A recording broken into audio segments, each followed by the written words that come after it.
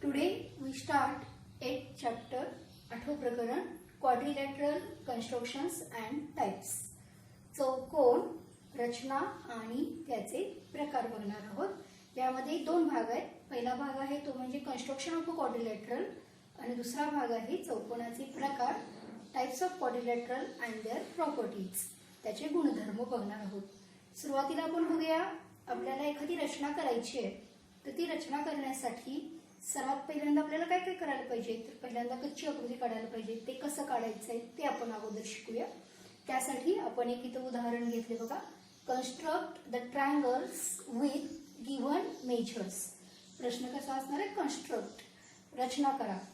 तर रचना करा म्हटलं की तिथे पुढे काय माहिती दिल्या, triangle ABC such that length AB is equal to 5 centimetre, length BC is equal to 5.5 centimetre and length AC is equal to 6 centimetre. या मापाचा आपल्याला आता त्रिकोण काढायचा आहे.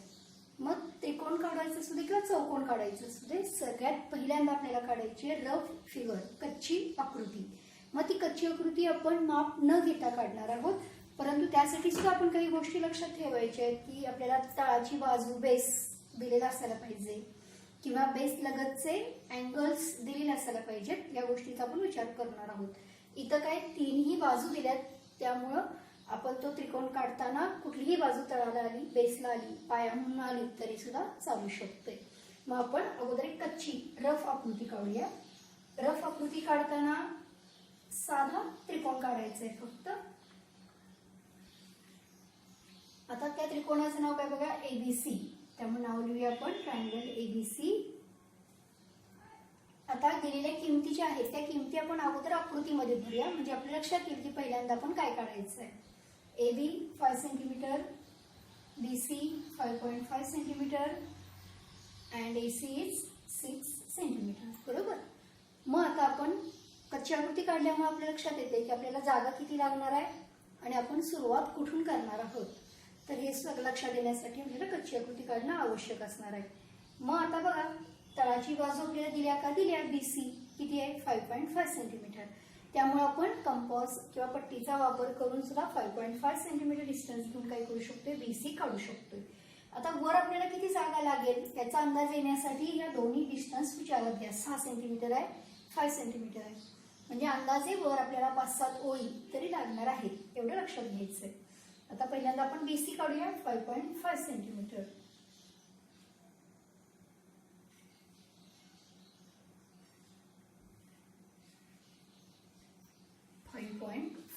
Centimetre BC.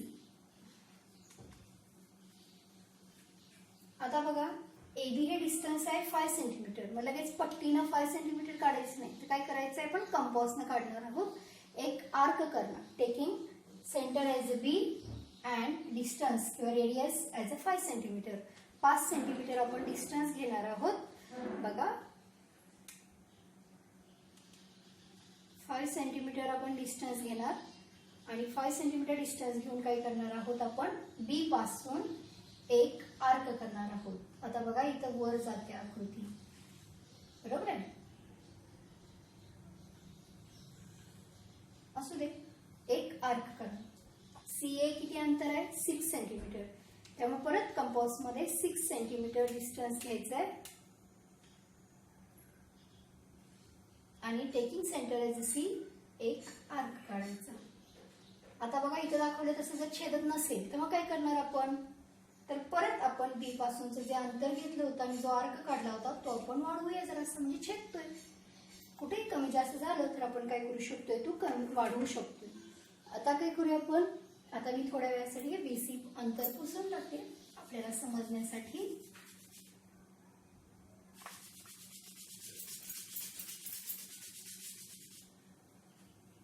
मग आपण पट्टीनं काय करायचं आहे, AB अंतर आणि AC अंतर जोडायचं आहे. AB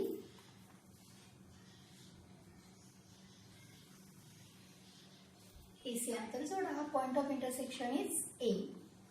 AB distance 5 centimeter. AC distance is 6 centimeter.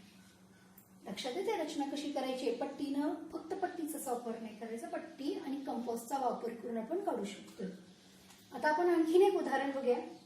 समजा आपल्याला आणखीन एक उदाहरण दिलंय दुसरं. Triangle construct the triangle with given measures. Triangle BEF such that angle D is equal to 35 degree. Angle F is equal to 100 degree and DF is equal to 4 centimeter. काही अंतर असू दे आपल्याला. लेंथ DF आहे. Length DF is equal to 4 centimeter. मग आपण सगळ्यात पहिल्यांदा काय करणार आहोत, कच्ची आकृती काढायची आहे. ट्रायंगलचं नाव आहे ट्रायंगल DEF. मग आपण अगोदर एक त्रिकोण काढूया, मग आपण त्याला नाव कशी द्यायची ती बघूया.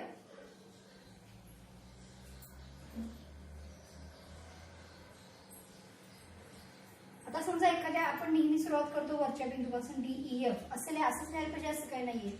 मग काय करायचं, तर आपल्याला जर समजा एखाद्या आकृतीमध्ये कोणाची मापं दिल्यात, तर ते कोण जर आपण पायाला घेतले बेसला, तर आपल्याला तो त्रिकोण किंवा चौकोन असेल काढायला सोपं जाते. आणि त्यामुळे आपण जे दोन कोण दिल्यात हे दोन कोण आपण जर बेसला घेतले तर सोपं होईल आपल्याला काढायला. त्यामुळे आपण आता काय करूया, डी नाव लिहूया इकडं. डी आपल्याला एफ इकडं पाहिजे, त्यामुळे DEF. डीचं माप आहे किती, 35 डिग्री. एफचं माप आहे 100 degree and DF is 4 centimeter. आता बघा, हा 100 अंशाचा कोन आहे, म्हणजे हा विशाल कोन येणार आहे. जर तुमच्या लक्षात आलं तुम्ही कच्ची आकृती काढतानाच विशाल कोन काढला तरी चालू शकते, परंतु नाही लक्षात आलं तर कच्च्या आकृतीमध्ये असं जरी काढला असेल तरी सुद्धा चालते, काय बिघडणार नाहीये. मग आता आपण सुरुवात करूया. सगळ्यात पहिल्यांदा काढू काय शकतो आपण, DF काढू शकतोय. तळाची बाजू 4 सेंटीमीटर, त्यामुळे 4 सेंटीमीटर डिस्टन्स ठेवून काय करूया आपण, DF काढूया.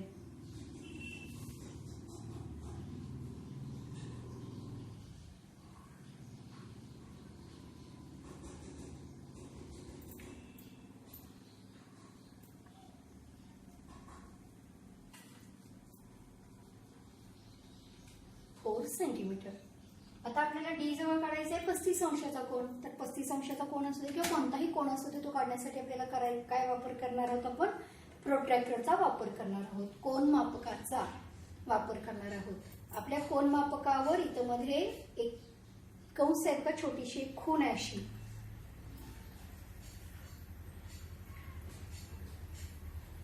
आहे का कोन मापकावर असा बिंदू आहे. हा बिंदू आपण नेहमी आपल्याला ज्या बिंदूजवळ कोन काढायचा आहे त्या बिंदूजवळ ठेवायचा आहे. त्यामुळे आता मला जर डी जवळ कोन काढायचा आहे तर मी कोन मापक ठेवणार आहे डी बिंदूजवळ. प्रोट्रॅक्टर ही जी शून्याची रेष आहे, ही शून्याची रेष बरोबर ह्या रेषेशी जुळायला पाहिजे, तंतोतंत जुळेल अशी ठेवायची आहे. आता आपल्याला डी जवळ कोन काढायचा आहे, त्यामुळे ह्या रेषेवरचा उरलेला बिंदू इकडे आहे, त्यामुळे इकडून मोजा. 10, 20, 30 आणि किती 35 पाहिजे, म्हणजे 30च्या पुढे 5 रेषा. एक छोटासा बिंदू काढायचा आहे. काढला. आता हा बिंदू आपण सरळ पट्टीने जोडला तरी चालेल. कोन मापकाचा इथं वापर केला आपण असा जोडायसाठी, काही बिघडत नाही. हा झाला 35 अंशाचा कोन. आता एफ जवळ किती अंशाचा कोन आहे, 100 डिग्री अँगल आहे. त्यामुळे आता आपण कोन मापक ठेवूया एफ बिंदू जवळ. हा बिंदू छेदन बिंदू असतो तो एफ वर ठेवणार आहे. शून्याची रेष बरोबर जुळवा. आणि आता आपल्याला एफ जवळ कोन काढायचा आहे. उरलेला बिंदू ह्या बाजूला आहे, डावीकडे आहे, त्यामुळे डावीकडून मोजायला सुरुवात करा. 10, 20, 30, 40, 50, 60, 70, 80, 90, 100. 100 कुठे येते बघा, तिथे एक छोटासा बिंदू काढा. परत काय करणार आहोत आपण, एफ आणि तो बिंदू जोडून घेऊया.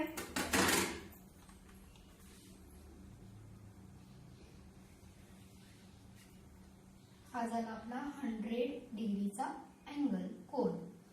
आता हा 35 अंशाचा जो कोन काढलेला मगाशी तो आपण वाढवूया, म्हणजे छेदेल कुठेतरी. इंटरसेक्ट होईल आणि जिथं ह्या दोन्ही रेषा छेदतील त्याला नाव येणार आहे आपलं काय, ई.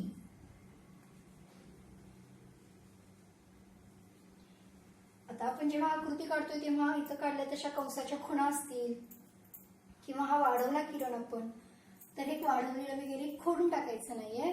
कन्स्ट्रक्शनचे जे आर्क्स असणार आहेत ते आर्क्स आपल्याला त्या आकृतीमध्ये असायला पाहिजे, त्यामुळे ते ठेवायचे अशाच पद्धतीनं. त्यामुळे या पद्धतीनं तुम्हाला या प्रकरणाच्या सुरुवातीलाच लेटेस्ट रिकॉल म्हणून काही उदाहरणं दिलेली आहेत, तर ती उदाहरणं काय करा, अशा पद्धतीनं सोडवण्याचा प्रयत्न करा.